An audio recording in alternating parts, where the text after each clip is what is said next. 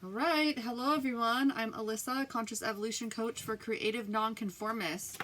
And I'm talking about you are a badass at making money. We are on chapter 7. And I have kind of shitty lighting, but that's okay. I'm going to grab the book.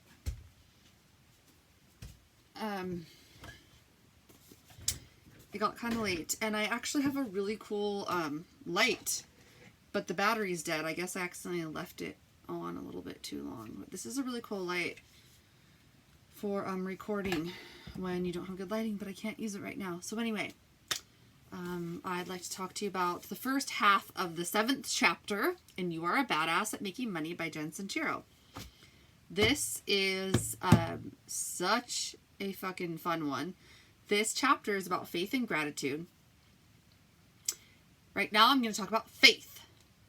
So faith is all about trusting the unseen, trusting the unknown, believing that anything is truly possible, by continually deciding that you're going to do so. So I will share with you, let's see.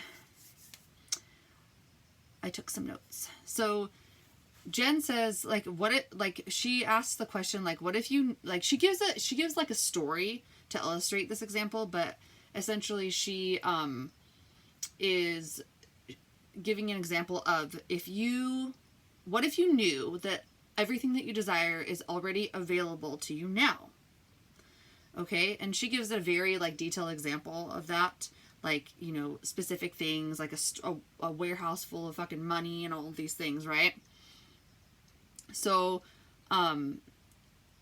what if you knew that all that you desire is already here for you?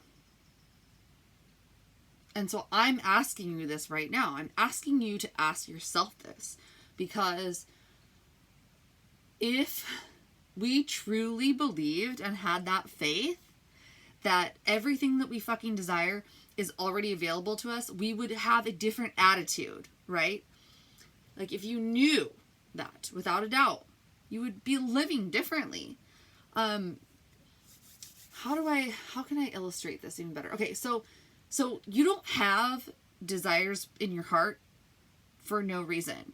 They're not just random. They're not, it's really important to understand that you have a desire in your heart because you're meant to live it out. You're meant to experience it.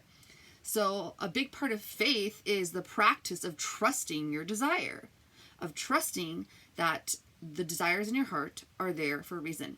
You would not have that desire. You would not have that impulse without an ability and the capacity, the ability, and the potential to manifest it. It's already there. Everything that you desire is already there in energetic potential already. I mean, we have infinite possibilities.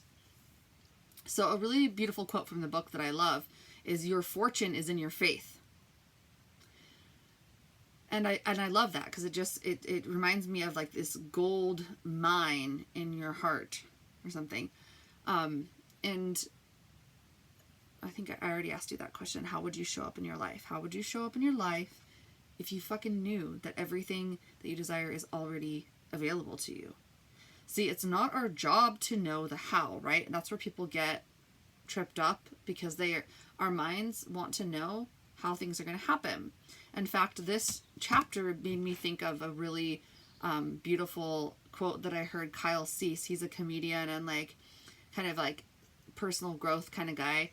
He is super inspiring, beautiful human being. And he was on a podcast one time that I watched. I think that's actually how I found out about him. And he said, your mind can measure what you may lose, but it can't measure what you may gain from something, right? So for example, say you're oh, I really want to get this new job, right? And you're super excited about it, but your mind starts going well, what if I'm not what if I don't get hired? What if the people that work there are shitty people? What if blah, blah, blah? So your mind starts thinking of all these things and like worst case scenario stuff. And like, those are kind of like limitations and loss and stuff. Like, what if I, get hired at this job and I leave this job and what if that job was better? Like, there's all these like things that our brain does. It's called, like, I call it, and many people call it, the kind of like the archetypal energy of the saboteur, right? The saboteur wants to know how. The saboteur wants every single detail, every piece of information, and it doesn't fucking matter. That's the truth. If you're going to truly embody faith, you cannot have logic fully.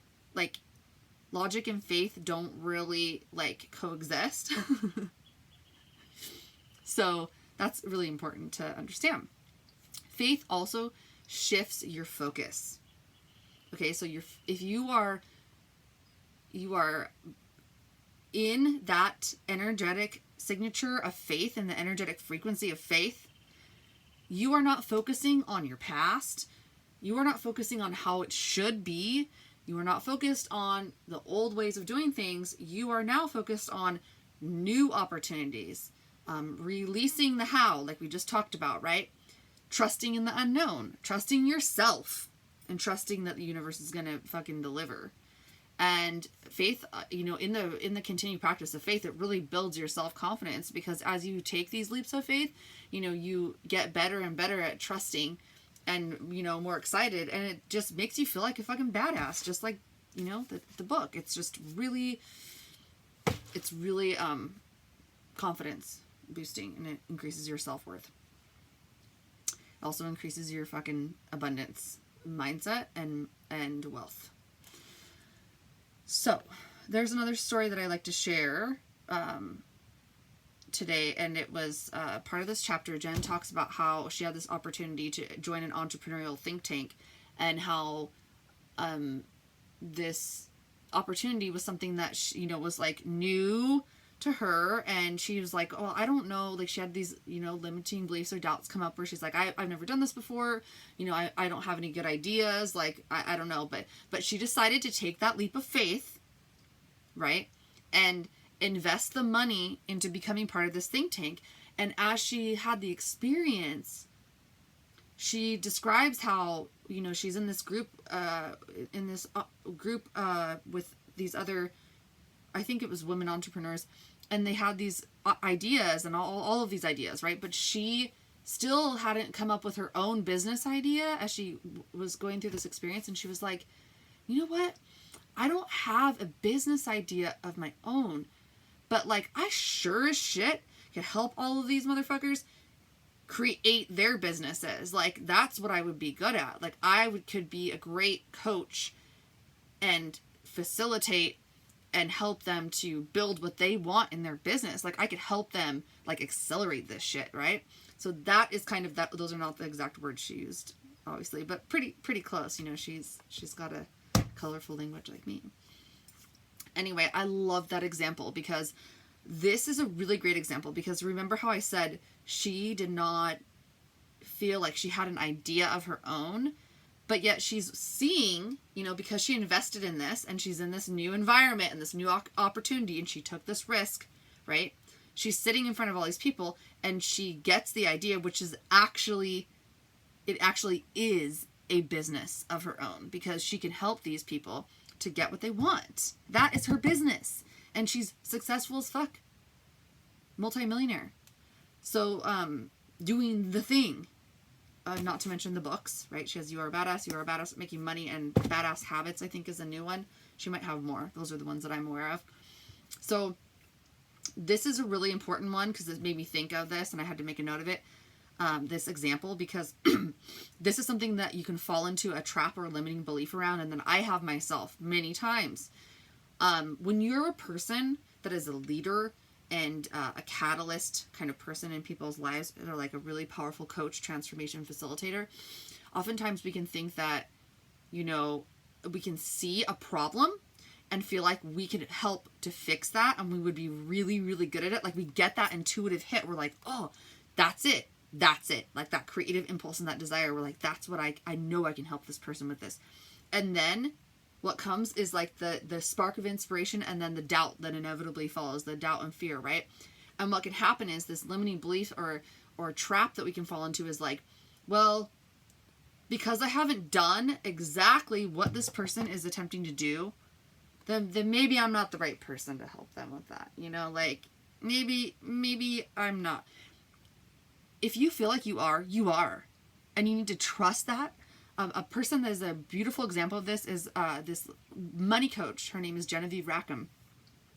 She started out broke as fuck. You know, like she tells her story very openly and transparently about how she had like no money. She was going to get kicked out of her parents' house because her mom was getting evicted.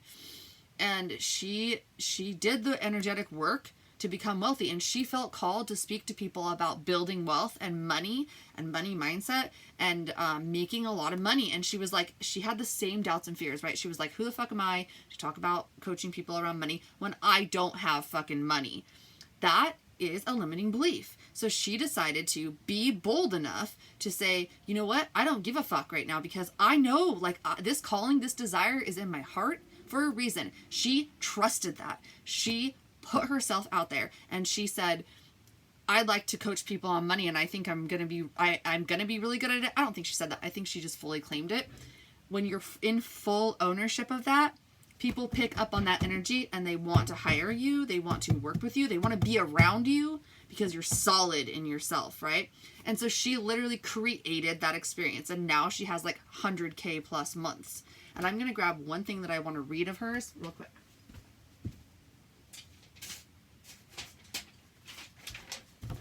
Okay, so I'm going to end my video with this little passage. So this is something that she posted to social media, and she goes, I'm a big motherfucking fan of faith.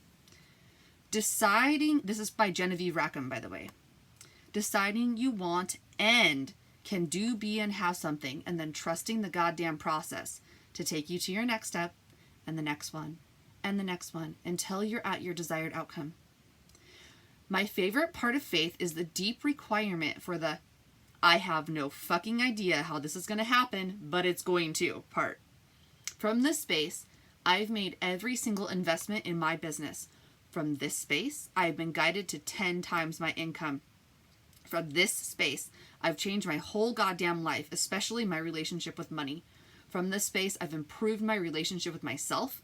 I've learned to trust where I'm being guided and follow it, even and especially if it doesn't make any goddamn sense. Faith often doesn't make sense to your brain because your brain is the thing holding on to and practicing the limiting beliefs that are holding you back. But it's something I wholeheartedly believe is required to make a fuck ton of money, and personally, I use it deeply in my relationship with money because I know what is required of me in order to grow. What does faith boil down to? Your desire has to be more important than your fear. Or you will stay small, you don't grow, and you feel stuck. Faith to me is a requirement that I must grow and deepen daily in my business and my relationship with money in order to keep expanding in these avenues. Decision plus faith equals epic life-changing magic. Decide and the faith. But you're the only one who can make the decision. You are the only one. Learn how to have faith and trust with money to have more money because you're fucking supposed to. The desires in your heart are there for a reason. You have to learn how to trust that. So that is such a powerful message from her that I actually printed it out and have had it stuck on my wall. So I hope you enjoyed today's chapter overview, and I will be back tomorrow with the second half of chapter 7. Bye.